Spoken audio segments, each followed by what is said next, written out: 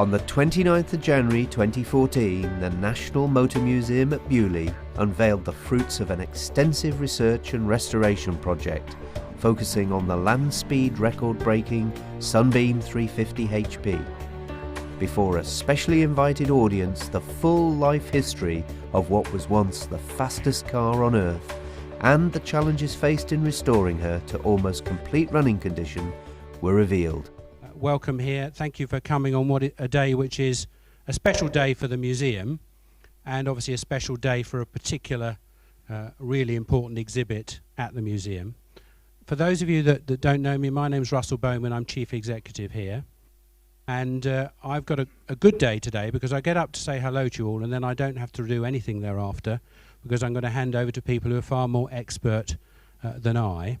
What we're going to do in a moment is I'm going to hand you to Andrea Bishop, who's waiting here, who is our Director of Collections, and she will tell you about the history of the car. She's been here for quite a few years and looks after, responsible for all of our collections, but this is a particular one that she has researched, so she's very well placed to tell us about its history. And then after that, she will hand over to Doug Hill, who's our Chief Engineer, who has worked with the vehicle for quite a time and has also overseen the work on the engine, which has brought us to the point where today, hopefully, we're going to be able to start it up for you. I guess one always has to have a slight caveat when talking about a vehicle of this age. We'll be here for approximately an hour. Then we'll take you down to just outside the museum where the start-up will take place. And there'll won't be opportunity here for questions, but Doug, Andrea, other people involved in the work on the vehicle and other people who know about the vehicle will be there available for informal questions, and there's the odd interview set up as well. So plenty of time for questions then. And obviously the opportunity then for you to have a look around the museum. If you go into the museum, you will see the usual wonderful vehicles, but you'll also see evidence of work that's taking place in there, and that's because we're building currently the space in the museum which will take our permanent 4 land speed record vehicles in their new permanent display, and the 350 horsepower Sunbeam will probably be the easiest one to get in there in that display. But that opens, is ready for the public at Easter, opens at that time, and this in a way is a sort of precursor to that. Thank you very much for that introduction, Russell. I hope expert indeed I am. We'll see, eh? Lord Montague, ladies and gentlemen, I'd like to reiterate Russell's welcome and thank you for coming to Beaulieu this morning to help us celebrate the start-up of this very important vehicle. It's a particular pleasure for me to be able to speak about the 350 Sunbeam because curators like parents shouldn't really have favourites, but it is and always has been my very favourite car in the collection. And these days I'm less hands-on, less connected to the collections as I was years ago. So that makes it a particular treat for me to immerse myself this morning in the stuff of the Sunbeam and be able to talk to you. Doug Hill, the museum's chief engineer, as we know, will be doing a presentation later, and we'll actually be doing complimentary presentations. As Russell said, I'm going to talk about the history of the car, its highs and its lows, and Doug, of course, will be introducing the recent engine restoration. Now, when I was considering what I might say this morning, it occurred to me that vehicles in museums often have many lives. They'll have at least one before they enter the collection, another life during the museum lifetime, and then often vehicles leave museum collections and go on to have yet another active period. And really the 350 Sunbeam has had many, many different incarnations during its life, and that's both before and after it came to Beaulieu, actually. So what I'll be doing this morning is looking at the many lives of a mighty machine, the 350 horsepower Sunbeam. And I'll be doing that through the other collections here at Beaulieu, all the collections designated as being of national and international significance. We've already seen some lovely film. We'll be looking at photographs, some material from our reference library, our archive as well, and 1 or 2 objects. So we will hope in that way to contextualize the story. So, building a legend, this unique vehicle with its unique engine was designed by the famed Louis Coatelan, and it was built at the Sunbeam Moorfield Works in Wolverhampton in 1920. The 18-litre, 350 horsepower engine, it really, that aero engine popularised a new era for race and record-breaking cars. And this photograph here shows the car in May or June 1920 in the Sunbeam works at Wolverhampton, looking resplendent there, all brand new. And notice that at this time the car is wearing wooden artillery wheels, which it didn't wear for very long. So Sunbeam's engine then, as I said, is unique. Obviously Doug will tell you an awful lot more about that, but it's an adapted development of the Sunbeam Manitou aero engine, a V12 with cylinder banks inclined at 60 degrees, and the bore is 120 millimetres. The mean stroke, mean because it's different in the two banks, is 138.5 millimetres, and there is a single overhead camshaft as well operating on each cylinder bank. Now the 18.322 litre engine, when it was initially tuned by Bill Perkins, you see on the right in this photograph, produced 355 brake horsepower at 2,200 RPM.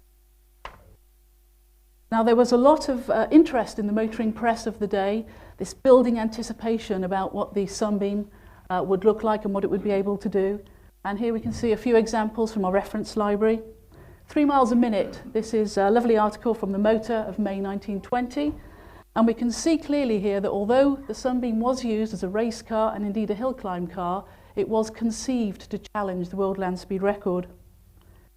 And this piece from a month later from the Motor, although overestimating the power of the engine at 400 horsepower, it's got some lovely images again of the new chassis with the engine fitted.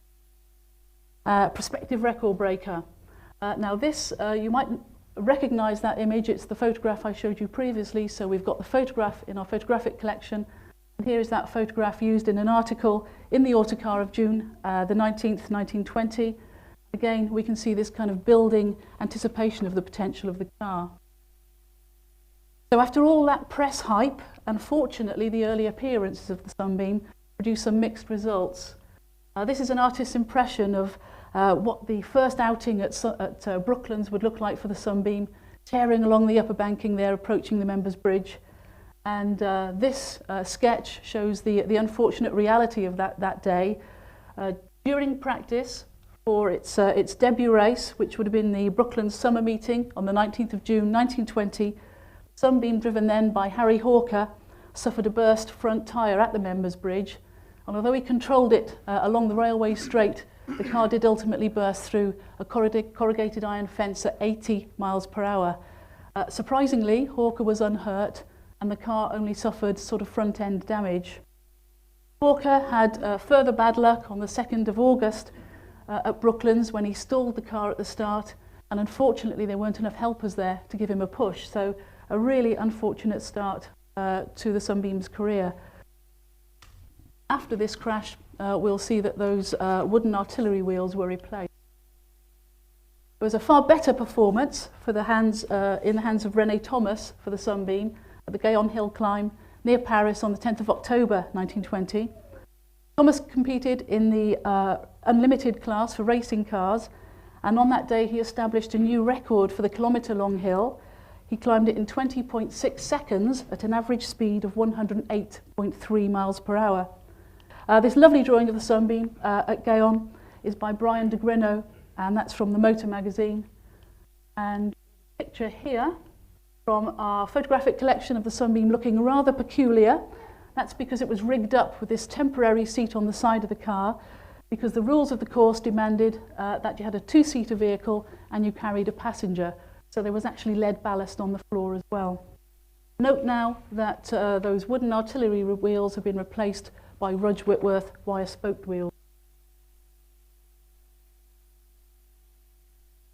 So, the Sunbeam returned to Brooklands then on the 11th of December 1920 for its first attempt on the world land speed record, short distance that was, with Hawker at the wheel again.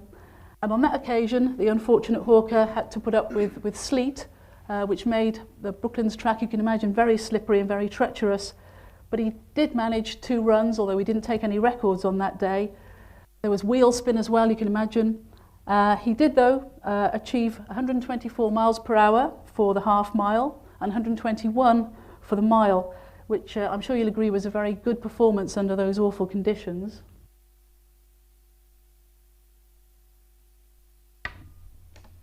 Ken Elmley Guinness of KLG Sparkplugs fame, he first took to the wheel of the Sunbeam at the Brooklands Easter meeting on the 28th of March 1921.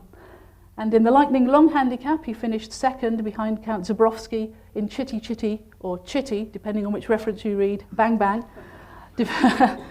Just thought I'd get that right, in case I'm corrected later. And despite a broken second gear, the Count had a 39-second handicap start on that occasion as well. Guinness did very, very well and finished second. He also set a new lap record on that occasion of 120.4 miles per hour. So despite these successes, there was some frustration at the inconsistent performance of the car still, and this extract from the autocar shows that, and they're hoping that the Sunbeam will compete without mechanical trouble at the forthcoming Brooklands Whit Monday meeting, especially since now the gear mechanism has been strengthened. And here from our reference library collection is the official race card for that meeting on the 16th of May. And really just to say that we in museums don't always like things in pristine condition. What I like about this programme is it's folded longitudinally down the centre there, and we have two like this from fairly close together race meets. See the chap, he's been at Brooklands, he's enjoying the moment, he's studying the form, he's folded the thing in half and popped it in his pocket, and somehow you feel closer to the action really, because that's not in very good condition. Now unfortunately, the Sunbeam didn't do too well again on that occasion and had unfavourable handicapping, and on that occasion Captain L.G. Hornstead was at the helm. From September 1921 to April 1922, the Sunbeam was driven at Brooklands by several different people with consistently better results. In the autumn meeting on the 24th of September 1921, K.L. Guinness had a very successful day, finishing third in the lightning short handicap, in which he covered the railway straight half mile at 135 miles per hour in the first lap. Of course, those two lovely images there from our collections are celebrating that.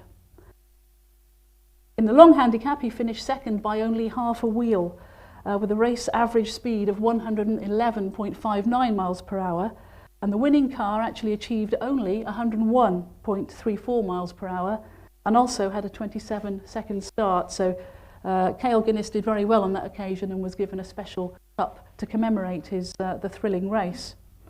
Now the top right image here is from our photographic collection, and you can see that some rather crude paint has been applied, and interestingly that photograph reproduced in the Autocar magazine, you can see that was used to give a little bit of depth to the reproduced image. So it's nice to be able to see those things in the collection, I think. In 1921, the Sunbeam was driven successfully by Jean Chassain and Captain Hornstead, and even the Autocar's Sammy Davis had a go at it, invited by Louis Coatelin, I think on that occasion in the interest of good press relations. And in 1922, Chassain drove the car at the Brooklands Easter meeting, where he lost a tyre tread in the lightning long handicap, but fared better in the short handicap, finishing first at an average speed of 103.83 miles per hour from a scratch standing start. Then it was back with Guinness, who was driving in place of Albert Devo on that occasion. At the Brooklands 13th of May 1922 meeting, Sunbeam finished first in the lightning short handicap and third in the long handicap, and on that occasion Guinness averted near disaster when a burst front tyre jammed a front wheel at 140 miles per hour. It's been very exciting, I think. So with these improvements in form, the Sunbeam then took its first world land speed record at Brooklands on the 17th of May 1922, and K.L. Guinness achieved a flying start kilometre record then of 133.75 miles per hour. And in this photograph of the car at the start line, you can see the rear wheels there spinning quite rapidly, and the front wheels are static. The car's ready for the off. Very, very exciting moment there. And in this image, reproduced from the Autocar of the time, you can see the rubber left on the track as Guinness pulled away. You can also see that they're checking the timing tape. You That's because Guinness did in fact damage it as he pulled away, but thankfully it did remain operational. So since the timing is so critical, obviously, to world land speed record breaking, I thought it was worth taking time out to consider what the mechanism was like, what they used at Brooklands, and I'll be using some extracts from the motor 1922 to illustrate that. I may regret it, but I am going to attempt an explanation of the mechanism. Basically, it was located in a small building opposite the paddock, and it was a mix of electromagnetic and clockwork technology which produced a mark on paper drawn by a pen.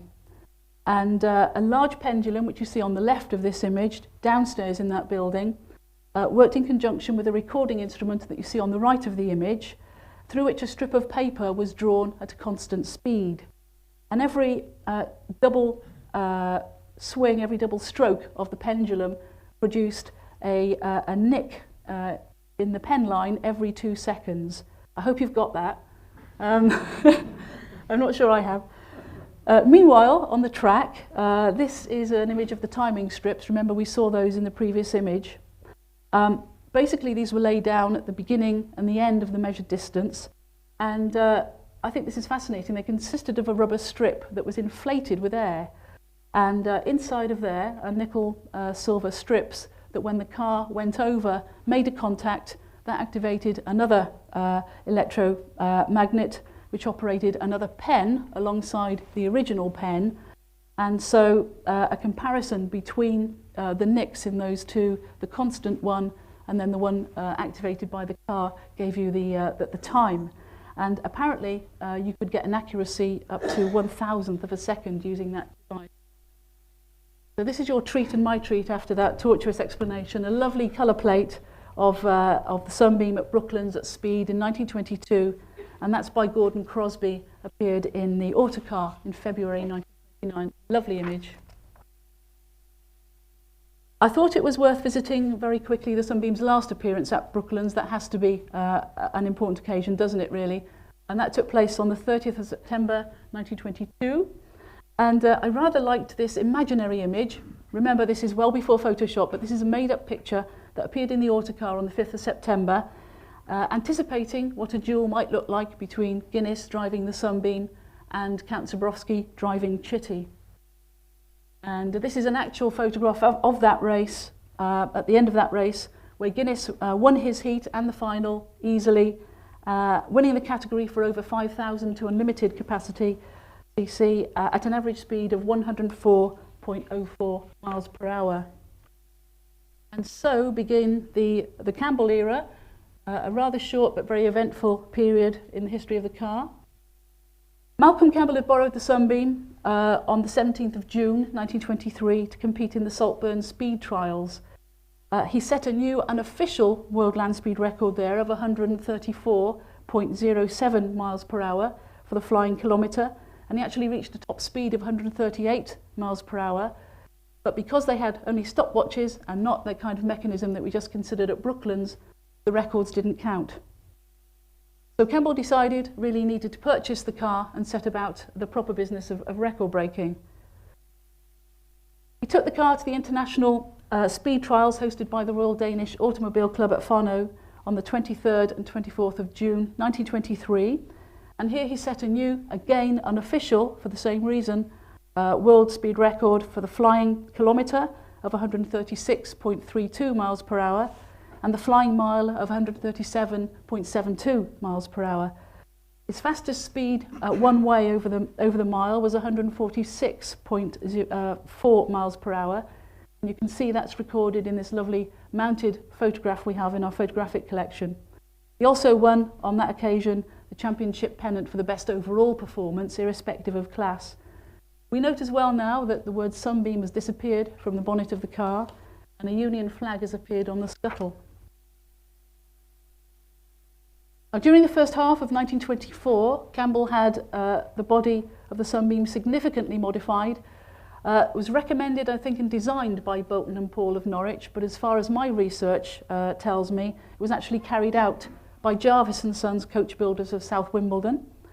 And this new streamlined body was tested in a wind tunnel had a long tail, a wider cockpit, fared-in rear springs and also a headrest. An aerofoil shaped fairing was also put over the external handbrake. Such was the detail of that streaming there. Ace wheel discs were fitted to the rear wheels only as well at that time, using a technique adopted by Cornercroft of Coventry, and we can even find an illustration in the autocar of the 22nd of July 1924 telling us how that was done. And in this form, this is how the car appeared at the Skegness Speed Trials on the 19th and the Saltburn Speed Trials on the 21st of June 1924, where the car performed very well.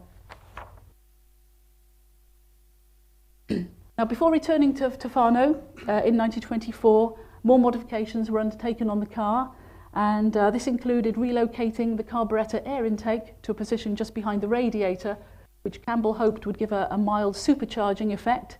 It didn't work, and the device was removed. And we'll notice in this press image here that the exhaust pipes have now been removed. I don't know if you can see that. And we've now got wheel discs on all four wheels. And clearly Campbell all the time is trying out different detailed modifications to get the best out of the car. Unfortunately, on that day, 23rd of August 1924, tragedy struck at Fanø. On the first run, all four wheels of the car were shod with beaded edge tyres, and each of those tyres had 7 security bolts on them. During that first run, that timed run, the rear tyres were torn from the wheels. And so on the return run, the rear tyres were replaced with straight-sided ones, but the beaded edge tyres were still on the front. And on that return run, the second run, unfortunately, as you can see, one of the front tyres came off and fatally injured a young boy spectator. This extract from the autocar on the right there, you can see there's an arrow, and that's the autocar indicating the position of the photographer who took that inset image. So a really compelling image, I think, of a very tragic event. Campbell had already expressed concern about the course and the fact that the crowd was so close to the action, and in fact that was the last occasion that such an event was ever held there. And then he subsequently went to press as well to say that all really fast racing cars should be fitted with straight-sided tyres. Campbell moved on from that awful day and took his first official world land speed record at Pendine Sands, South Wales, on the 25th of September 1924, with a flying kilometre of 146.16 miles per hour. In the photograph top right, there we can see the word Bluebird is now painted on the in small lettering on the radiator cowl. There's also, quite interestingly, a curved metal wind deflector has been welded onto the car in place of the aero screen, which normally was there. The car now is fitted with all straight-sided tyres. These tyres are really unusual because they have a chevron pattern, a tyre tread, which is normally associated with beaded edge. However, just for a very short time, for 18 months, between 1921 and 22, these straight-sided tyres were produced with a chevron pattern, and that's what the Sunbeam's wearing. The car today more or less approximates this form, this look. For the Skegness Speed Trials on the 8th of June 1925, where Campbell finished first in the unlimited capacity race, the exhausts were refitted and the metallic wind reflector was replaced now by the normal aero screen. We can see that the rear spring fairings have been removed as well. So he's still trying things out to get the best out of the car. Now this is just a little aside really, an insight into the photographic collection again. It's an interesting set of images of Malcolm Campbell with the Sunbeam. Now the top print in Malcolm Campbell's own hand states that the photographs were taken at Pendine on the 25th of September 1924. In fact, this is only true for the lower image.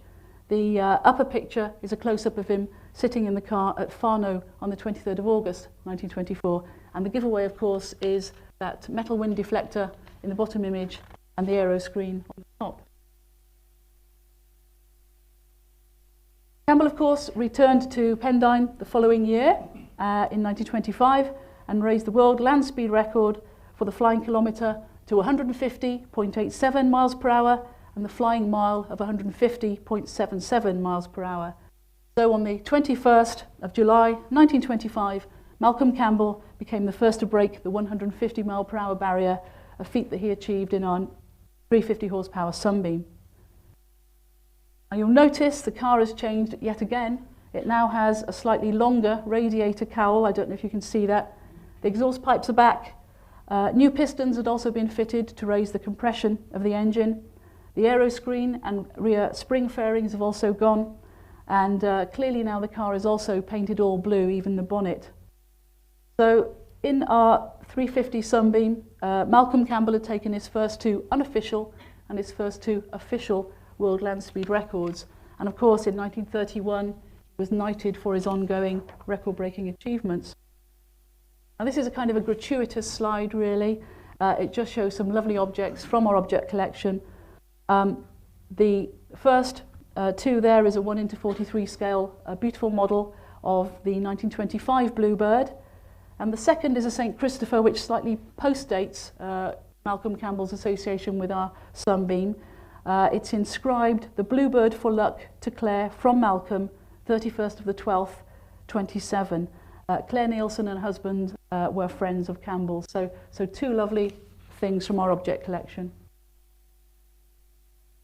Now the story of the Sunbeam then is, as we can see, it's one of changes of fortune for sure in those early years, changes in look and changes of ownership as well. And following his record-breaking successes, Campbell sold the Sunbeam to a Ralph Aspden of Southport, Lancashire in 1925 for £250, along with part exchange of Aspden's 1914 4.5 litre Grand Prix Vauxhall. And this is an image taken from the Motorsport of September 1958 of Aspden in the car at Southport Sands, and he says in that article that he also used the car on the road. I don't know. Now the selling price, as we've just seen there, this is referred to in a letter from Campbell to Harold Pratley, dated the 13th of April 1944, and this letter is in our lovely archive collection. In that letter, Campbell also states that the late Parry Thomas had offered him £1,500 for the car in 1923, and that the original tail, which is currently on loan to Brooklands Museum, if you want to see that, was probably still on the car, that it had contained the petrol tank and he simply had the longer tail built over the top of it. So a nice insight there from our archive collection. Now Jack Field owned the Sunbeam for a short while from July 1934, and the car was painted all white at this time. The image on the left is from our photographic collection, and that on the right is extracted from the motor of 24th of July 1934 from our reference library. And whether or not he actually owned the car, it's difficult to say, but certainly the dance leader Billy Cotton drove the car at Southport Sands on the 5th of September 1936, where he won a Southport 100 gold badge, the fastest time in the flying kilometre because he attained a speed of 121.57 miles per hour. And as far as I can tell, that was the end of the Sunbeam's active career. Now in June 1941, the car was purchased by a Mr. Touché Jesson, who stored it in Worsley in Lancashire. And rather surprisingly, at that time, the car had been fitted with a large tail fin. I would think, why would you do that? Maybe to make it look like Campbell's 1927 Napier Lion land speed record car. It was painted all blue or all green at this time, difficult to say. And Touché Jesson stated in the autocar of the 27th of June 1941 that at that time the car was in a wonderful state of preservation. Main moving parts appearing to have no wear and to be in new condition. And the bodywork, with the exception of a few battle scars, was still very good. So rather surprising then, these images that were taken shortly after that time of the car. Harold Pratley, then of South Woodford, London, he'd been tracking the car, trying to find it for some time, and he records finally finding it on the 2nd of July 1942. He said it had been stored in the open, had unpainted parts had gone rusty, there was white powder on the engine from decayed aluminium alloy, and the copper work had turned green. So Pratley arranged with the owner, Touché Jesson, for the car to be better stored on firmer ground and at least have a sheet covering the engine. And in October 1943, our once proud Sunbeam made its probably its saddest appearance. That was in Liverpool. It was in a sorry state, and it was towed behind a cart horse, attracting attention to a Books for War salvage drive. So I think October 43 was the Sunbeam's all-time low. Now these images, as I say, I think they were taken around 1944, probably when Pratley purchased the car from Touché Jessen, and Pratley intended to return the car to its former glory. He loaned it to Roots Limited, the successors of Sunbeam, and they undertook a cosmetic restoration of the car for cosmetic purposes. And certainly by July 1946, Sunbeam was returned to its Brooklands era trim of green, short painted tail, radiator cowl, undershield and chassis, with the Sunbeam again painted on the aluminium bonnet. Now, there were a flurry of post-war appearances for our cosmetically restored at this time Sunbeam that was always towed or carried piggyback on the back of a lorry. And the 1946 Society of Motor Manufacturers and Traders Jubilee Cavalcades throughout the UK, it made several appearances at those. And in London, there was a review of the cavalcade by King George V, and this lovely programme is from our reference library. This photograph of the Belfast cavalcade has an untruth. Pause for a minute, see if you can notice on the side hoarding of the lorry. It claims that Seagrave was associated with the car, which of course he wasn't, so a bit of a marketing overstatement there. And this is a lovely image again of one of those cavalcades from our reference library, and this is from the Midlands cavalcade of 1946. And so we begin the Beaulieu years. Lord Montagu purchased the car from Harold Pratley in late 1957, and Doug, of course, will be taking us through the recent engine restoration very shortly, but this is not the first time that the car has been in our workshops. From January to July 1958, the car was rebuilt in the then Montagu Motor Museum workshops after curator Michael Sedgwick, if any of you knew him, he was never one to mince his words, and he described the car as near scrap. The following year, in 1959, the Sunbeam received an engine overhaul. We were given a new fuel pump, fuel tank, and at that point a truck gearbox was fitted as well. The bottom left photograph shows the car in the new Montagu Motor Museum in 1959, and the bottom right is with Lord Montagu, I think probably in the early 60s.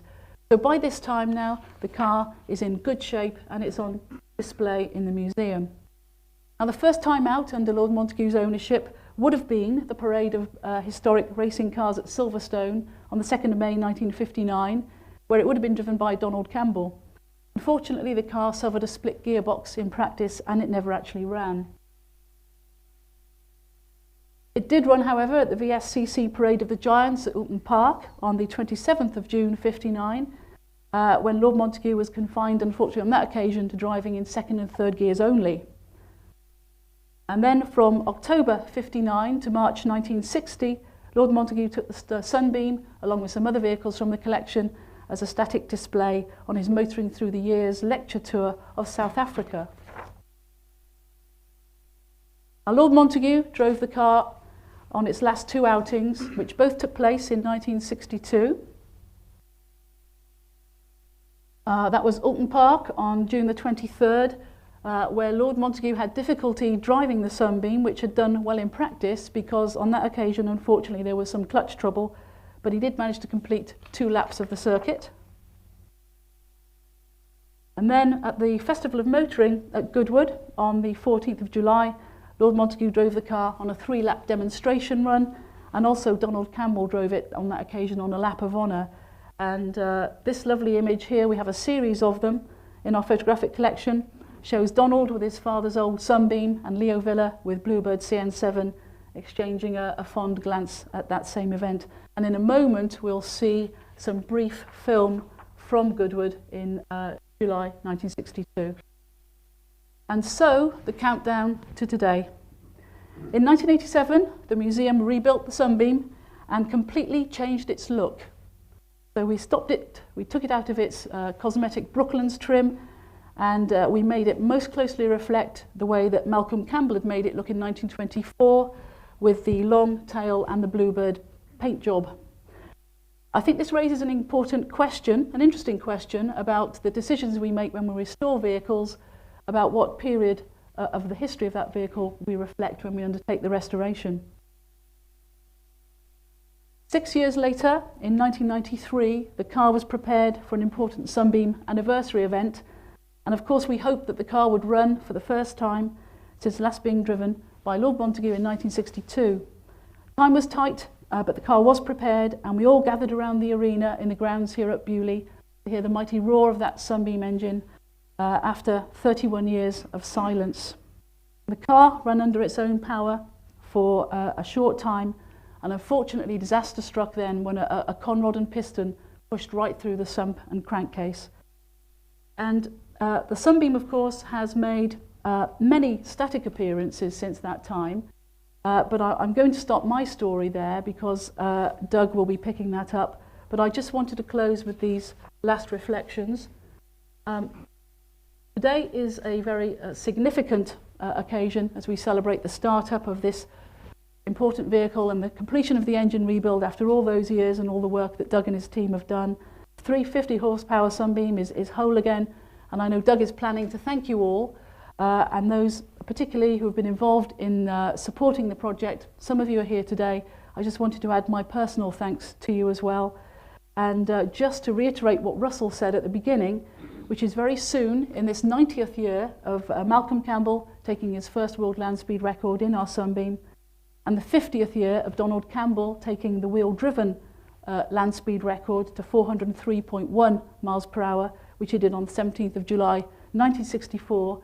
2014 will see the Sunbeam featured in a brand new display with its illustrious stablemates, the 1927 1,000 horsepower Sunbeam, 1929 Golden Arrow, and of course Bluebird CN7.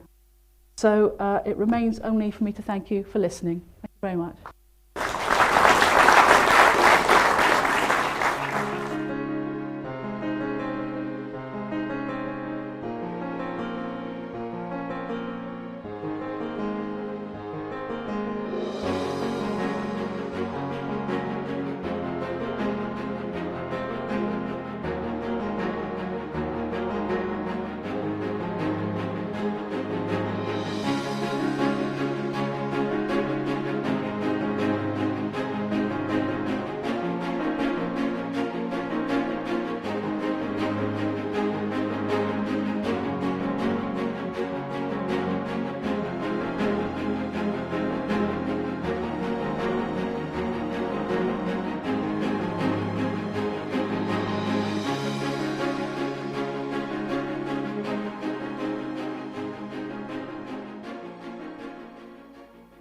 Good morning still. Good morning, ladies and gentlemen. Thank you for coming here.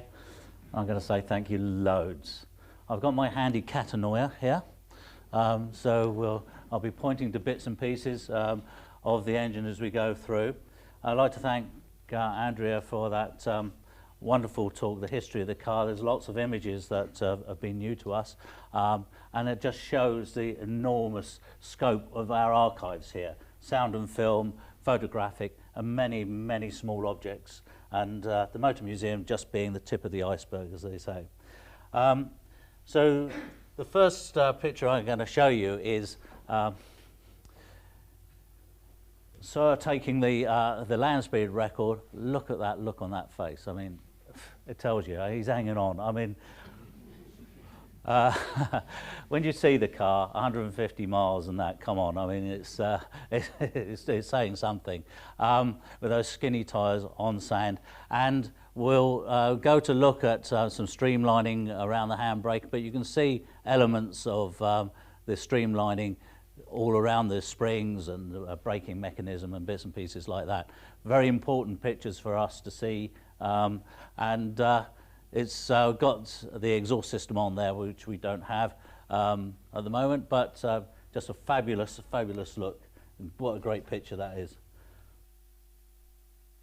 I wonder, now we saw this this piece of film, I'm wondering why Malcolm Campbell, and particularly Leo Villa here, have a smile on the face. Well, probably this poor chap sat on a board on the wet sand, is changing the plugs with a red hot engine, under the exhaust pipe, thinking, gosh, aren't I having fun?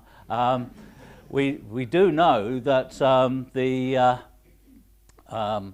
the car was sinking into the sand at Pendine on its record run when it was static, and they had to put it on boards because if they didn't, it couldn't pull away. It just dug itself a hole. So that's why you see in the film as him taking off on the boards. So I would have liked to have stood behind it with the board shooting out. So this is the car as Lord Montagu drove it, as Lord Montagu had the car restored to this condition, and this is basically the Lee Guinness style of the car. The tail section that's on the car now actually sits on top of this fuel tank. That is under the tail. You see we've got the stub exhausts here, but can you see that streamlining on the handbrake there? And you'll see that on the car when you see it more closely. But I would say running on those Dunlop racing tyres, a brutal looking beast. So we have 350 horsepower. Where's my piece of paper? Who was born after February the 15th, 1971? Put your hands up. I will look at you youngsters. Oh, look. Okay, so do you know what happened that day? Decimalisation, yeah?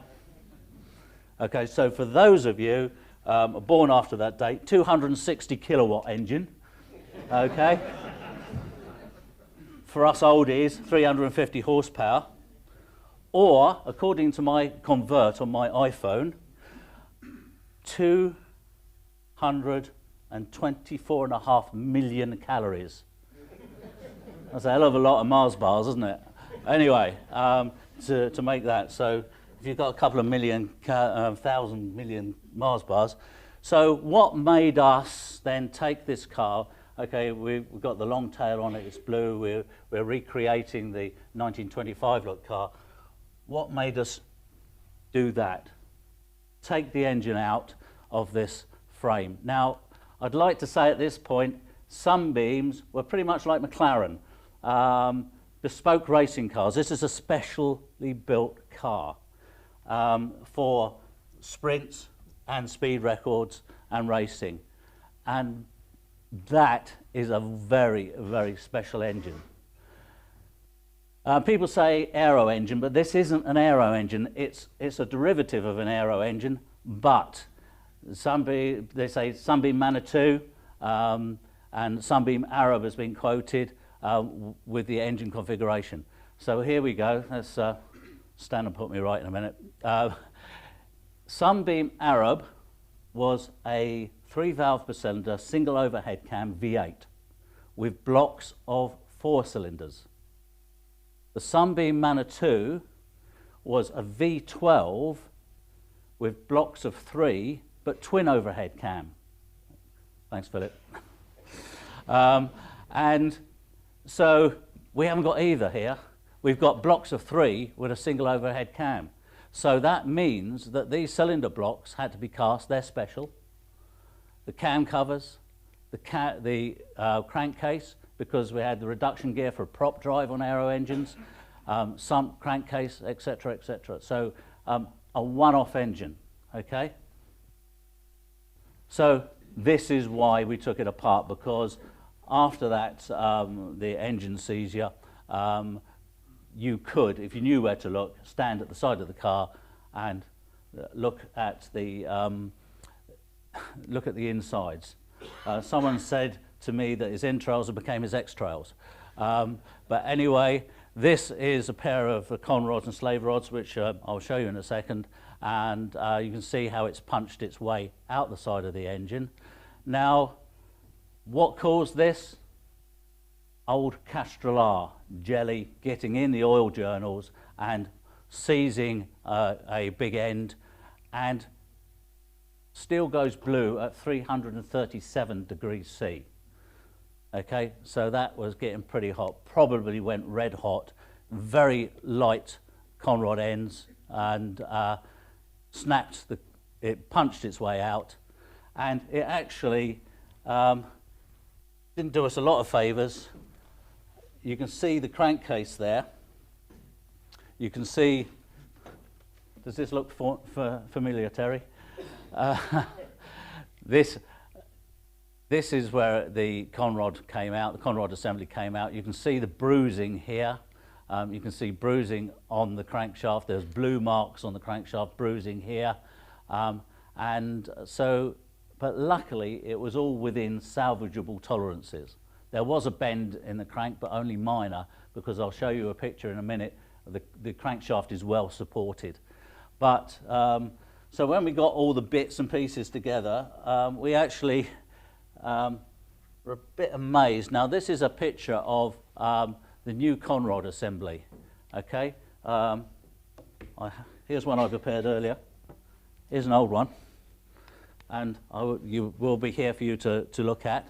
And you can see that, I'll show you up here. So this is a king rod, this is the main conrod assembly, and that's called the slave rod. And the Napier Lion, you've got another one here. But on this engine, you can see that the geometry of this, you get a different stroke on one side, and that is an original conrod assembly there. And one of the things you'll see just there is a little hole. That hole is a slot in the top of the conrod, and that actually corresponds with a button on the bottom of the crown of the piston. So the explosive force of the combustion didn't smash in the top of the piston, it was pushing on the gudgeon pin. So that's a simple solution to a problem. Now I will pass this around, mind your fingers, it does move around, it's a bit heavy, and I know I'm watching it, I want it back, okay, so please do have a look. And it will give you a black fingernail, won't it, Stan? So that is one slave rod, that one, and it's actually twisted through virtually 90 degrees. But what a good piece of metal, rather than breaking. And then there's the pair. Here's the other bit, even better. That was horrendous for us to see this, a real shame, but we're amazed at the engineering, the machining, and how resilient that metal was. And we were so lucky that it didn't shatter and punch bits and pieces all over the place. I'm not going to give you the piston broke joke, but there's a piston which Stan found inverted in the bore. Okay, so that's what's left of the piston. That's how much there should have been. Okay, that's one of the new ones. So as you can see, a large difference. But all of this, that twisting, that punching out through the side, inverting, actually took a lot of the energy out of it. And luckily, it didn't damage the bore terribly. It scored it, bruised it, didn't it, Stan? But it wasn't a wreck. So we were so lucky with such a unique cylinder block with that. So that was salvageable. And the new pistons which we've had made, I'll go on to that. Also, when you go into these things, I believe that if you've got something that's been asleep for a long, long time, be very, very careful. Lots of stories of, oh, it was in the barn for 50 years, we put petrol in it, and it just started up.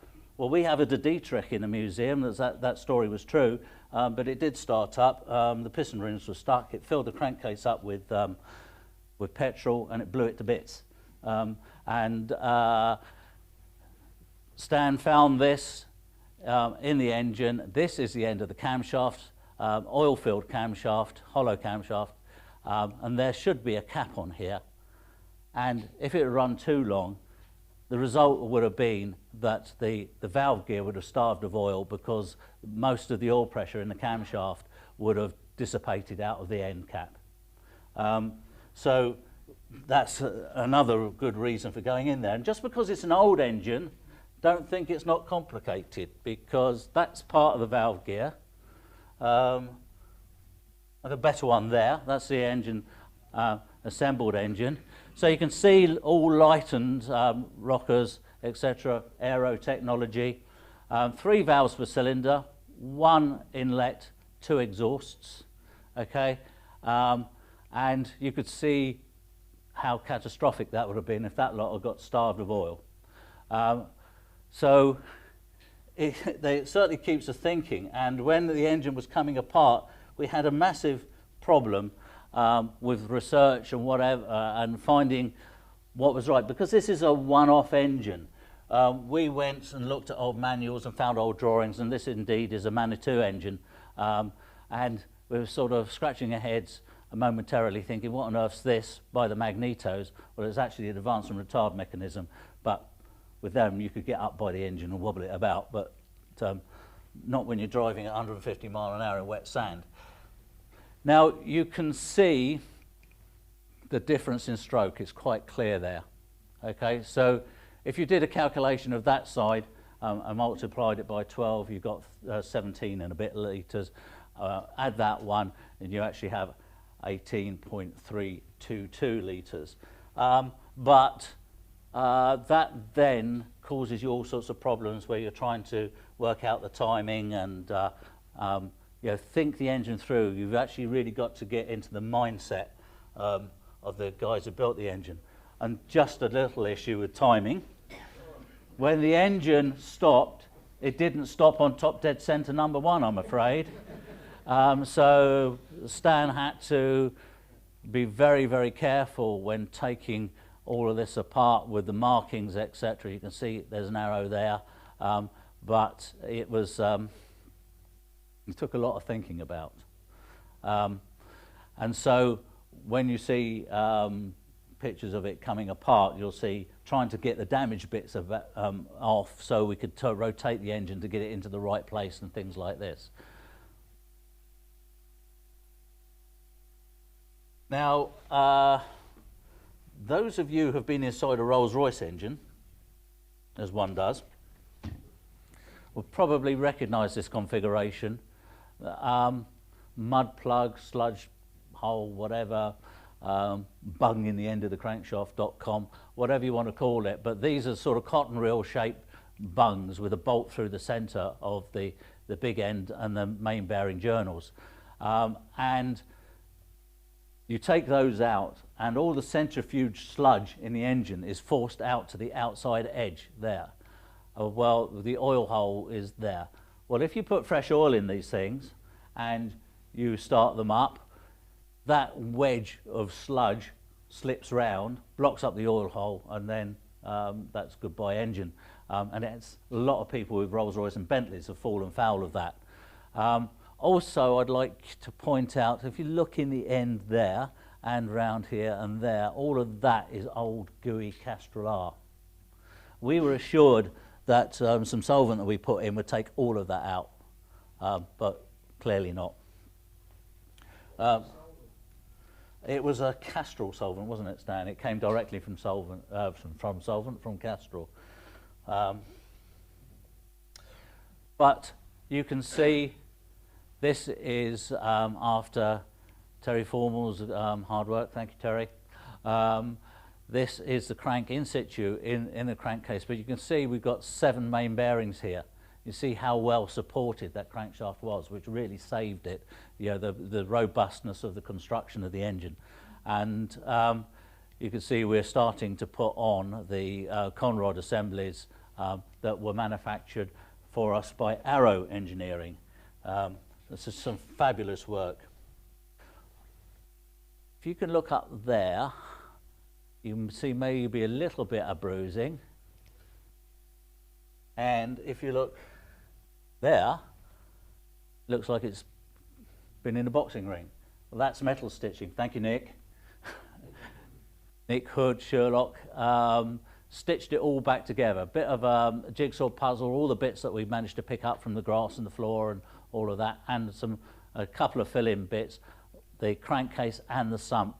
Nick managed to stitch up, and we managed to keep it all in line, which is amazing, because this is a completely cold process, so no distortion because of the heat absolutely fabulous. And here we go, starting to screw it all back together. We've got one cylinder block on. I would mention these water jackets. I don't know about slavery, but Bob, where are you, Bob? There you are, Bob. How many bolts? 384. There we go. He knows every one. 384, roughly, 2BA bolts holding the water jackets on.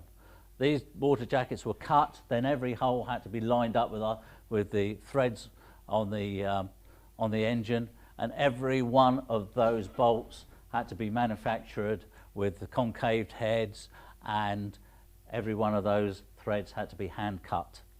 And every pair has got a lock tab as well, and none of them were square. They all had to, everyone had to be basically needle filed. So, you know, an enormous job, many, many hours of Bob's valuable time. Thank you, Bob. And sometimes you only get one pop at things. Things are buried when you start assembling the engines, and these are some water galleries that Stan manufactured. Don't get confused, please. Ian Stanfield, Ian Stan. Okay, Stan here manufactured for us, which actually go inside the V and are hidden by the carburation. And to get the angles and the sizes correct on that was not a 5-minute job. And so that's those two pipes installed into the engine. You can see how buried they are. And when you add that, once they're in there, they're in there. So if you find water dribbling out the bottom, then it's, gosh, fancy that happening, naughty water pipe. So the carburetors, they're almost cathedral-like once you get inside them. This looks as though it's had a backfire. It's looking a bit sooty. Claudel Hobson carburetors, which had to be stripped out, barrels cleaned, jets cleaned, and then stove enamelled, and then getting all the excess stove enamelling and everything out and getting them all to work and function, etc. As it wasn't, again, a 5-minute job. And then again, once we're assembling, checking all of the time, making sure all the tolerances are correct, that things aren't going to collide with other bits and pieces, making sure we've got it all right. This is one hit, let's get it absolutely right first time. Many, many hours of checking before assembly. You know, they say measure twice and cut once. Well, very much with the assembly of this engine. And I showed you the timing gears, etc. This, if you look at the top, we went to aircraft manuals, and you can see, you know, the valve train transmission, Manitou, Maori, Aphrodite, Cossack engines. Twin overhead cam, it's very similar looking valve gear, and just there on that gear it says slot for wireless drive. Well, that was for the aircraft, clearly not for us. And then everything we had to, as I say, making sure everything's right, getting the timing right, 2 sets of mags, 2 sets of mag timers. And if you look here, you can see the corrosion on the water pump, and we were on the cusp of a lot of it, pieces of the assembly, chopping off the ends of the pipes and remanufacturing the ends, but we managed to salvage as much as possible, which was fabulous. Now, all of those 220 whatever calories, 350 brake horsepower, you've got to transmit that power somehow, and this car has a multi-plate clutch. This is one of the friction plates, and all of that power going through something which is probably less than a foot in diameter, that's asking an awful lot. Well, the clue's in the name, multi-plate clutch. So if you multiply that by 20, you've actually got 40 friction surfaces there, and that all crams into a space which I guess stands about 8 inches long, and all of those have got to run true and spin independently of each other, etc., and all be straight. So when you've got clutch troubles, if you're giving it too much welly and you overheat all of that, then that's not good. That's not good at all. It's, gosh, fancy that happening.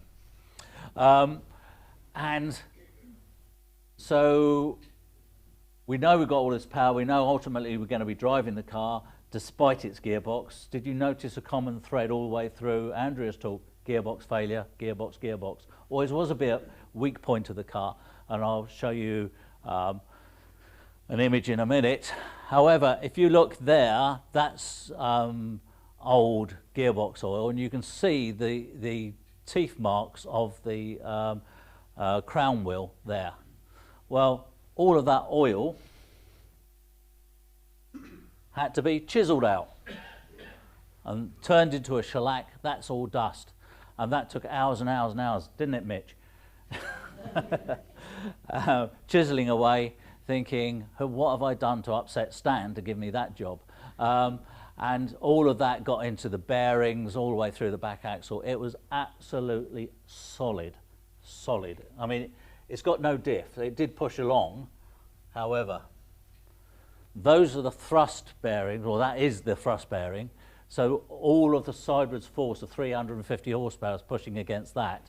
And you can see there's corrosion, the bronze carrier. You can see the bearings are stuck absolutely solid. You can see the dry marks in here. That's the state of the back axle. And you saw the image of the car wheel spinning, and you saw the lovely black lines.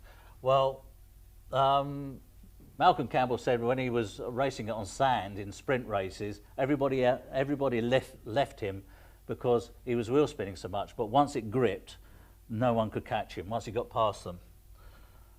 Well, here's a drive shaft. Here's a half shaft here, and can you see the twist? And there's twists actually right the way along the half shaft. But again, brilliant metal and very resilient. And so that's an indication of the power being transmitted by this car. So got the back axle working, and you know you're going to get the engine working. You've got a clutch, and you need to transmit all of that, because when it's all working, there's the rest of it to look at.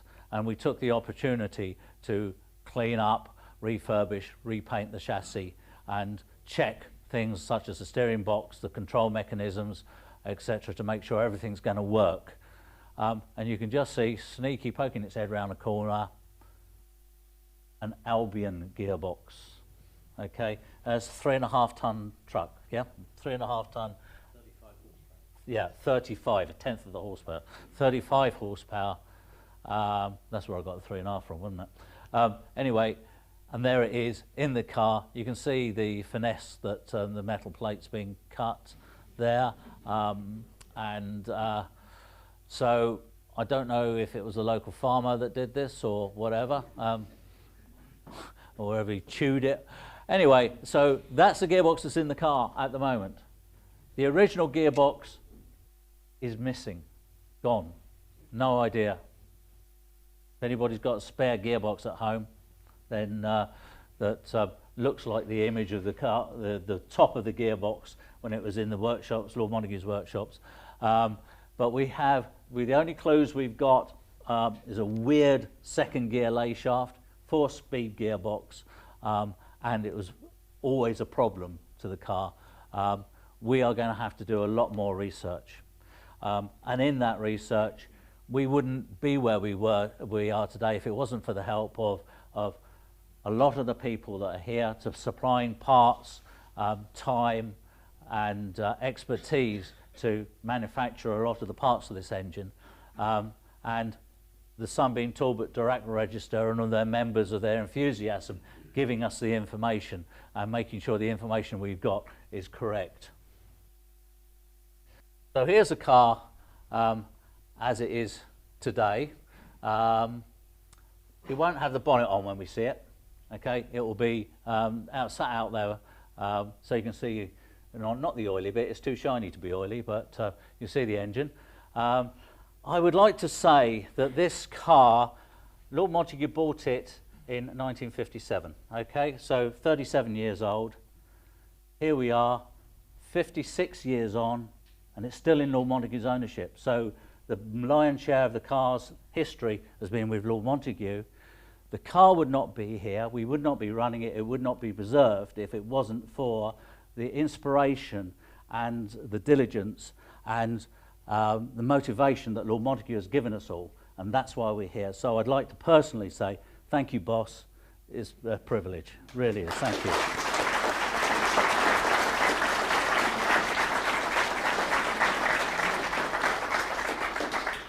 Now, the car would not be here, would not be running if it weren't for this bunch. Okay, the team. And there's a couple missing, and I forgive them for the ones that weren't here from the day when I took the picture. Could you guys stand up, please, guys?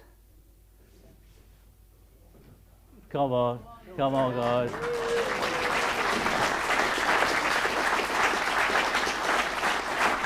Thank you. And there's some more that are stood out in the frame when they're coming in a freezing rain, waiting for us. So please, we will be providing earplugs. It's going to be loud. Okay, please use them, and do enjoy the experience. We hope we do.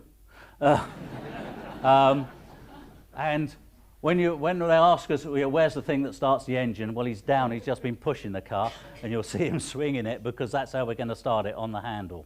Okay, so good luck, Stan. Good luck, guys. The amount of spanner work I've done has been minimal. 2,000 hours estimated that these guys have done, and so thank you for your time and enjoy the experience. Thank you.